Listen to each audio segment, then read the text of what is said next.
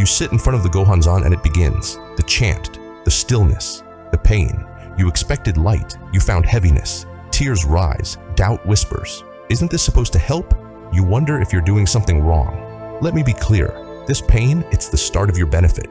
Nichiren Daishonin did not promise comfort. He promised proof. And suffering, real, aching, silent suffering, is the sign that your karma has surfaced.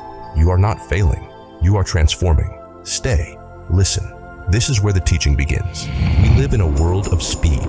Tap a screen, a package arrives. Speak a phrase, an answer appears. So when you sit down to chant Myoho Renge Kyo, a part of you expects the pain to lift. You think, I made the cause. Where is the benefit? But this isn't Amazon Prime. This isn't vending machine Buddhism. The mystic law does not respond to impatience. It responds to karmic depth. And karma does not rush. Nichiren Daishonin never promised fast relief. He promised meaningful transformation. In the true aspect of all phenomena, he wrote, a person who embraces the Lotus Sutra will not be troubled by meaningless suffering. Notice the words, not meaningless. It doesn't say no suffering. It says your suffering will matter. But when people chant and things get harder, they panic. A relationship breaks, a health issue appears, anxiety rises, and if you're looking for somewhere steady to return to, subscribe to our channel. It's a way to stay connected while everything else moves. And they think, this isn't working. No, it's beginning, like striking a flint. The first strikes leave no spark, only pressure, but eventually, flame. Every daimoku builds. Every obstacle reveals the karmic weight you're actually lifting. This is why I say, feeling worse is not failure. It's karmic construction, and construction is messy until it's complete.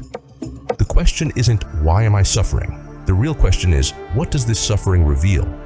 Nichiren Daishonin faced exile, near execution, and total rejection.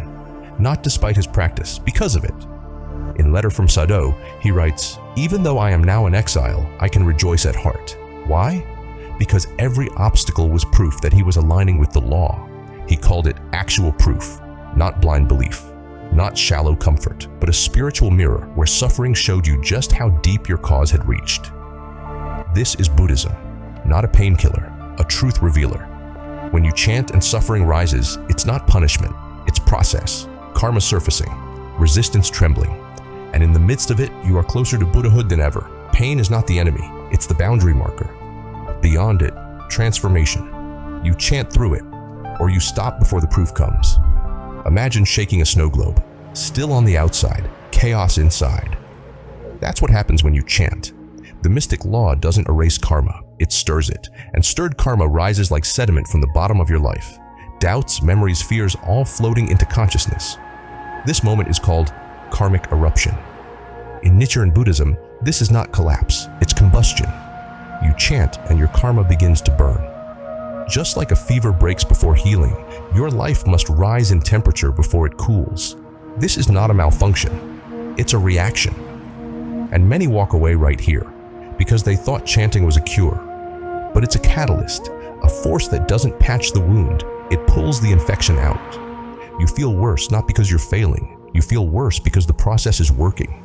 And if you stop now, you freeze your karma half transformed, incomplete, unresolved. Keep chanting through the eruption, because only then does the sediment settle clear.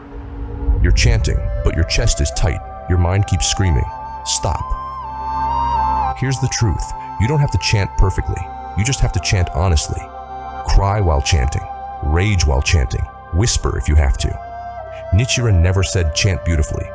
He said chant courageously. Courage doesn't mean the absence of pain, it means chanting through it. That's where the proof begins. You want to quit? Good. That means the karma knows it's being challenged. You're not stuck, you're standing at the threshold. There's a Japanese phrase, the sharpest pain comes before the bone sets. And in Buddhism, that pain is where the old life cracks, and the new one starts to surface. Keep chanting, not to escape the pain, but to outlast it. Because just beyond it, your proof is waiting. I cried every morning before work and chanted anyway. I chanted in the hospital, tubes in my arm. I wanted to die, but I didn't stop. These are not failures. These are proofs. Not every benefit is a job or a lover or a house. Sometimes the benefit is that you're still alive, still chanting, and that is not small. We created the Da Vinci Lotus Sutra design for moments like this, special for you. And it's a bestseller too, when you need something physical to hold your vow. Nam Myoho Renge Kyo surrounds it. Gongyo powers it in the background. The link's in the description and pinned comment. Nichiren wrote, even a single daimoku is worthy of the highest alms. One chant in darkness counts. One chant through sobs shifts karma. You don't need to be loud. You don't need to be strong. You just need to keep showing up. That's what courage looks like in this practice. And every single person who kept chanting in pain is your ally. You are not alone. Even now, we are chanting with you. You can also become a member by clicking the join button. It opens a space where we support each other and keep this practice alive together. Let's answer some questions. What if I cry every time I chant? That's not weakness, that's purification. What if I feel nothing? You're still shifting karma, still making the cause. Is suffering the benefit? No, but it's the proof that your inner transformation is real. Why does it feel like everything's falling apart? Because karma resists its own release. It clings before it clears. Is it wrong to feel doubt? Doubt is part of faith. Faith that isn't tested isn't real. Should I keep chanting if I'm angry? Yes, especially then. Anger can be fuel. What if I just want to give up? Then sit down and chant exactly that. Let the Gohanzon hear your truth, not your performance. This practice is not about acting strong. It's about becoming unbreakable. And that means facing the breakdown before the breakthrough. Every question you carry is a doorway, and behind every door is another chance to become who you were meant to be. Keep opening. Some of you chant and wonder if anyone sees you. No applause, no sign, just silence and pain. But you must hear this. The Buddha sees you, not the perfect version of you. The one who chants brokenly, the one who shows up trembling. That version is seen. Nichiren Daishonin wrote from exile, from illness, from near death, and still said, Nam Myoho Renge Kyo is like the roar of a lion. What sickness can therefore be an obstacle? He didn't roar from comfort. He roared from the pit, and so can you. Every silent tear is counted. Every lonely daimoku is heard. The mystic law is not looking for your performance.